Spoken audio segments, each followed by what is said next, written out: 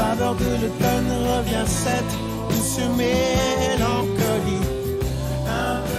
De belles histoires, de belles découvertes, c'est la suite de votre Télématin. Avec Frédéric, bien sûr, qui vient de nous rejoindre, et avec Loïc.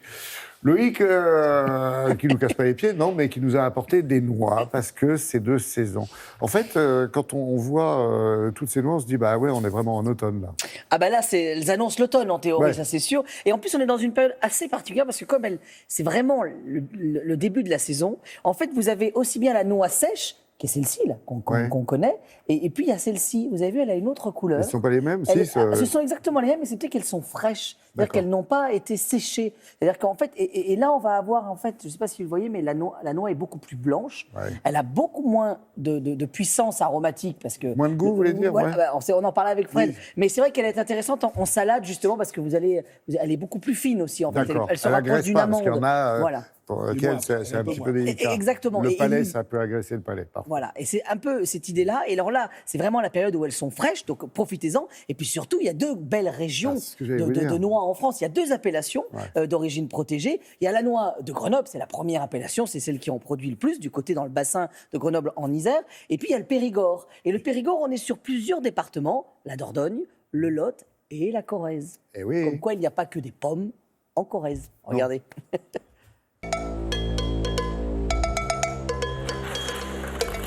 Et alors, si on se retrouve ici à Brive, c'est parce que nous sommes au cœur de l'une des plus grandes régions productrices de noix. Bah oui, entre la Corrèze, la Dordogne et le Lot, c'est ici qu'on produit une des meilleures noix de France. Justement, première étape, la production.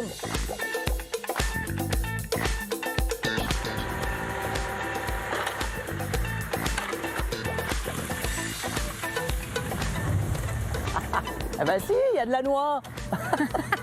Bon, on arrive au bon moment ou pas, Myriam? Oui, ça va le faire. Je reste à distance. Parfait. Alors juste là, l'idée en fait, c'est qu'on est en train de cueillir la noix. À partir de quel moment on la cueille? On démarre fin septembre. C'est là où elle a atteint toute sa maturité. C'est là où elle va prendre du fruit. C'est là où le cerneau est bien rempli dans la coquille et où on aura une jolie noix de conservation à manger sur toute une année après son séchage. Petit cours de vocabulaire alors, juste, on parle Alors, on parle de noix dans le brou. le brou. C'est la carapace, voilà. Donc avec les pluies et un peu de vent et un petit coup de secoueur, en fait, la noix tombe de l'arbre. Le brou étant fissuré, le brou s'éclate pour pouvoir récupérer la noix coque. Voilà. Cette noix, on va pouvoir la garder jusqu'à quand, à peu près? En fait, on dit qu'on boucle d'une année à l'autre. D'accord. Donc là, ils vont pouvoir la manger. On pourrait même aller plus loin, non? On peut aller plus loin, mais après, le problème, c'est qu'il faut faire des ventes si les gens les gardent c'est- trop. oui, bah oui, voilà, c'est que ça, c'est que dans un an, vous en aurez d'autres. On en aura Voilà. d'autres, c'est ça.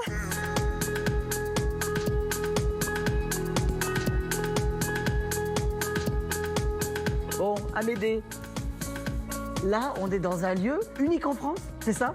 Tout à fait, oui. On est vraiment au plein cœur de Brive-la-Gaillarde, place centre-ville, D'accord. et dans une des plus vieilles distilleries de France, tenue par la famille Denois depuis 1839. Ah oui, d'accord. Alors, là, on va parler aussi de l'eau de noix, c'est ça? On va la mettre dans la recette. Tout à fait, de la liqueur de noix. D'accord, liqueur de noix. Alors on va faire une recette revisitée, on va partir d'un plat traditionnel corrézien, que est le tourtou, Ah, le tourtou. levure de boulanger, farine, poudre de noix torréfiée, en rajoutant à la fin de la recette, dans cette pâte, de la liqueur de noix. D'accord. Ah oui, un peu comme quand on met du rhum dans une pâte à crêpes, par Tout à fait, exemple. c'est ça. Et là, l'idée, c'est qu'on va être comme sur un blinis. Oui. Le premier, Donc là c'est notre bénise, du coup, salée, avec par-dessus j'ai mis une petite mousse de chèvre, un petit pesto aux noix, juste à côté, le sucré. pommes, quelques raisins frais. Et donc on a fait ça poêler légèrement et déglacé avec un peu de vinaigre balsamique et quelques épices douces. Moi, je ne sais pas quoi choisir entre le salé ou le sucré. Les deux, mon capitaine. Et vous faites des paris avec les gens, là, pour me donner faim, jusqu'à brûler Oui, par mais terre. c'est vrai qu'Amédée, la Attendez, table là. qu'il a au cœur de Brive, il faut vraiment pas la louper, ça c'est sûr. ouais. Les tonneaux, les barriques derrière, Ah bah non, c'est là, du là- noyer? Ah bah D'abord non, c'est pas Ah. du noyer, c'est du chêne, parce que c'est mieux pour conserver. C'est pour de l'alcool. Et c'est pour la liqueur de vin, forcément, la liqueur de noix, voilà. D'accord. Euh, L'huile? L'huile, Ah, ça oui. c'est important parce que là on a de l'huile de noix.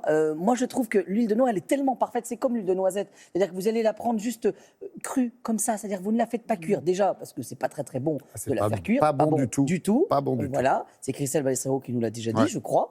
Mais en tout cas, ce qui est important de dire, c'est qu'elle se suffit à elle-même. Et c'est ça qui est Ouais. beau sur une salade ou juste comme ça. Voilà, donc du c'est- terroir, voilà, là où il y a des honorer- noyers. Voilà, honorer cette noix. Alors, il y en a de partout en France, hein, mais sur un petit chèvre, par exemple, c'est pas mal, ça. Taisez-vous. Justement, si on part en Vallée de la Loire, regardez, il y a un petit événement. Ça s'appelle les automnales. Alors, c'est à partir de novembre, mais si je vous en parle, c'est parce que les inscriptions vont commencer à ouvrir. Et forcément, il y aura moins de places que les autres années. Covid oblige, mais l'événement est merveilleux. Je crois que Laurent, vous le connaissez un petit peu. Voilà, un événement qui prend place où les chefs s'installent dans des châteaux. Voilà, des châteaux de la Loire, Oui, des sur la châteaux connus. région Voilà. de Chinon, Azel-Rideau, Exactement, etc. Azel Rideau, Chinon. Et puis Ouais. on a quand même Rémi Giraud, Christophe Hay, qui sont des chefs étoilés en Val-de-Loire, qui se débrouillent plutôt pas mal, il me semble. Ouais, très bien même. C'était Covid ton assiette avec Loïc Ballet.